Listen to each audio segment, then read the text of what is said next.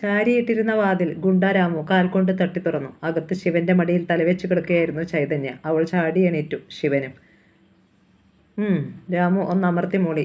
എനിക്ക് 1000 രൂപ വേണം. 1000മോ? അത് കുറവല്ലേ? ഒരു 2000 തന്നേക്കാം. കോപവും സങ്കടവും ഒക്കെ ഒന്നിച്ചുണ്ടായി ശിവന്. നീ പരിഹസിക്കുകയാണ് അല്ലേടാ? ശിവന് ചിരിക്കാൻ തോന്നി. ഇവിടെ പണം തിങ്ങി നിറഞ്ഞിരിക്കുന്നു. അത് എന്ത് ചെയ്യുമെന്നറിയാതെ വിഷമിച്ചിരിക്കുമ്പോഴാണ് രാമു വന്നത്. കഴിവേറി!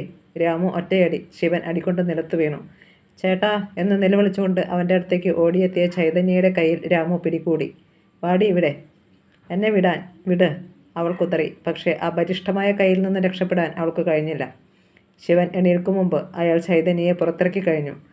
ചൈതന്യ! ശിവൻ പിന്നാലെ ഓടി. രാമു, എൻ്റെ പെണ്ണിനെ കൊണ്ടുപോകരുത്. കോണിപ്പടിയുടെ അരികിൽ വെച്ച് രാമു വീണ്ടും ശിവനെ ചവിട്ടി മറിച്ചിട്ടു. ചൈതന്യമായി അയാൾ റോഡിലെത്തി. അവളുടെ വിലാപമൊന്നും അയാൾ ചെവിക്കൊണ്ടില്ല. എടാ, മര്യാദയ്ക്ക് എൻ്റെ പെണ്ണിനെ വിടാനാണ് പറഞ്ഞത്. ശിവൻ അലറിക്കൊണ്ട് പിന്നാലെ എത്തി. നിനക്ക് കിട്ടിയതൊന്നും പോരാ അല്ലേ? വീണ്ടും ഒറ്റയടി. ശിവൻ കറങ്ങിപ്പോയി. ആൾക്കാർ ഭയന്ന് റോഡിൻ്റെ ഓരത്തേക്ക് ഓടി മാറി. ഒരു ജേതാവിനെ പോലെ അട്ടഹാസം മുഴക്കിക്കൊണ്ട് ഗുണ്ടാരാമു ആ തെരുവിലൂടെ ചൈതന്യയെ വലിച്ചിഴച്ചു. കുറച്ചകലെ ആൽബർട്ടിൻ്റെ ജീപ്പ് കിടപ്പുണ്ടായിരുന്നു. അതിലാണ് രാമു വന്നത്. ശിവൻ്റെ ക്ഷമ നശിച്ചു. രാമു, എൻ്റെ പെണ്ണിനെ വിടടാ. ശിവൻ മൂന്നാമതും ഒപ്പം എത്തി. രാമു തിരിഞ്ഞതും ശിവൻ ഒറ്റയടി. ഒരു വിരൽ രാമുവിൻ്റെ കണ്ണിൽ കൊണ്ടു. അയാളൊന്ന് പുളഞ്ഞു. ചൈതന്യയുടെ കയ്യിലെ പിടി അയഞ്ഞു. എന്നാൽ ഒരു നിമിഷം കൊണ്ട് അയാൾ സമനില വീണ്ടെടുത്തു. എന്നെ തല്ലാൻ നീ വളർന്നോടാ പട്ടി. ആൾക്കാർ ശ്വാസം അടക്കി പിടിച്ച് നോക്കി നിൽക്കുകയാണ്. പിന്നീട് രാമുവിൻ്റെ ഊഴമായിരുന്നു. ശിവൻ തല്ലി മേടിക്കുന്നത് കാണാൻ കരുത്തില്ലാതെ പലരും കണ്ണുകൾ അടച്ചു. ചൈതന്യ അവർക്കിടയിലേക്ക് ഓടിക്കയറി. മാരടി കുത്തിച്ചി. രാമു പിടിച്ചു തള്ളി. അവൾ റോഡിൽ മറിഞ്ഞു വീണു. മറ്റൊരിടത്ത് കിടക്കുകയായിരുന്നു ശിവൻ. അവൻ്റെ ശരീരം നിറയെ ചോര. എല്ലാവരും കാഴ്ചക്കാരായി നിൽക്കുകയാണ് ഈ മൃഗീയമായ മർദ്ദനം കണ്ടിട്ടും. ചൈതന്യയെ പിടിച്ചെണീൽപ്പിച്ച് രാമു വീണ്ടും ജീപ്പിന് നേരെ നടന്നു. അവളുടെ നെറ്റി പൊട്ടി രക്തം കിനിയുന്നത് ശിവൻ കണ്ടു. അവൻ്റെ സിരകൾ വല്ലാതെയൊന്ന് ത്രസിച്ചു. തൻ്റെ പെണ്ണിൻ്റെ ശരീരത്തിൽ ചോര. അവൻ ശ്വാസം പിടിച്ചു. ശരീരം അനക്കാൻ കഴിയാത്ത വേദനയായിരുന്നിട്ടും കുതിച്ചുയർന്നു. എടാ! ആ അലർച്ച തെരുവിൽ മുഴക്കങ്ങൾ സൃഷ്ടിച്ചു. രാമു തിരിഞ്ഞു നോക്കിയപ്പോൾ കണ്ടത് ഓടിവരുന്ന ശിവനെയാണ്. അയാൾക്കൊന്നും ചെയ്യാൻ കഴിഞ്ഞില്ല. അതിനു മുമ്പ് ശിവൻ അന്തരീക്ഷത്തിലേക്ക് ചാടി ഉയർന്നു. അടുത്ത ക്ഷണത്തിൽ ഒരു ട്രക്ക് വന്നിടിച്ചതുപോലെ രാമു തെറിച്ചുപോയി. റോഡിൽ തല തല്ലി വീണു.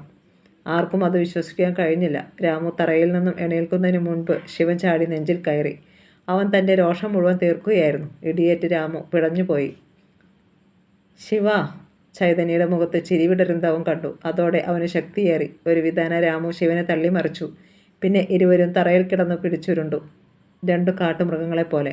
അവസാനം രാമു മുകളിലും ശിവൻ അടിയിലുമായി. ശിവൻ്റെ മുഖമടിച്ച് അടി വീണു. എന്നാൽ ശിവൻ അനായാസേന അയാളെ കുടഞ്ഞെറിഞ്ഞു. പിന്നെ പിടിച്ചുയർത്തി കാൽമുട്ടുകൊണ്ട് അടിവയറ്റിലിടിച്ചു. രാമുവിൻ്റെ വായ തുറന്നു പോയി. പല്ലുകൾക്കിടയിലൂടെ കൊഴുത്ത ചോര ഉമിനീരായി ഇടകലർന്ന് പുറത്തേക്ക് ഒഴുകി. രാമു കടാരയെടുത്തു. അതിൻ്റെ വായത്തല വെള്ളി പോലെ ഇടിയുട്ടി തിളങ്ങി. ഒരു നിമിഷം കാഴ്ചക്കാർ പോലും ശ്വാസം കഴിക്കാതെ നിന്നു. എന്തു സംഭവിക്കും? എന്നാൽ ആഞ്ഞുകുത്തിയ കടാരയിൽ നിന്നും ശിവൻ എങ്ങനെ തെഞ്ഞു മാറിയെന്നോ ആ കടാര എങ്ങനെയാണ് തട്ടിത്തെറിപ്പിച്ചതെന്നോ ആർക്കും മനസ്സിലായില്ല. തെരുവിൻ്റെ സന്തതികൾ മുഴുവൻ അവിടെ തടിച്ചു കൂടിയിരുന്നു. ഇത്തരം ഒരു ഏറ്റുമുട്ടൽ അവർ കാണുന്നത് ആദ്യമായിരുന്നു. കാരണം അവിടെ അടിച്ചമർത്തലും അടിമപ്പെടലും മാത്രമാണ് നടക്കുന്നത്. എതിർത്തുള്ള ശബ്ദങ്ങൾ പിന്നീടൊരിക്കലും ഉയരുമായിരുന്നില്ല. ഇവിടെ അതിന് മാറ്റം വന്നിരിക്കുന്നു. ഗുണ്ടരാമുവിൻ്റെ അടവുകളൊന്നും ശിവൻ്റെ അരികിൽ വിലപ്പോയില്ല.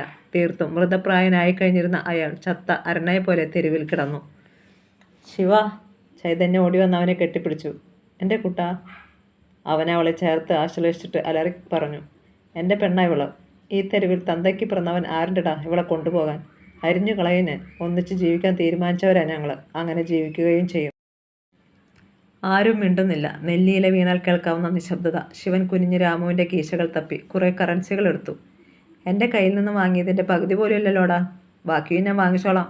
ശിവൻ്റെ കാലുകൾ ഇടറുന്നുണ്ടെന്ന് ചൈതന്യയ്ക്ക് തോന്നി. അവൾ അവനെ മുറുകെ പിടിച്ചു. ശിവ! ശിവ! ആൾക്കാരുടെ ചുണ്ടിൽ അറിയാതെ ആ നാമം നിറഞ്ഞു.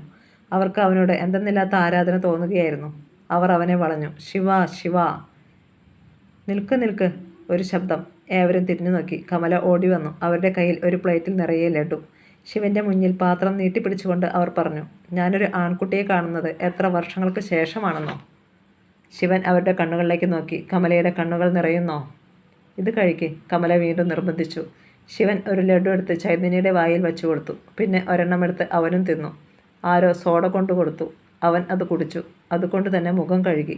അതെ, ശിവൻ ഒരു യഥാർത്ഥ പുരുഷനാകുകയായിരുന്നു.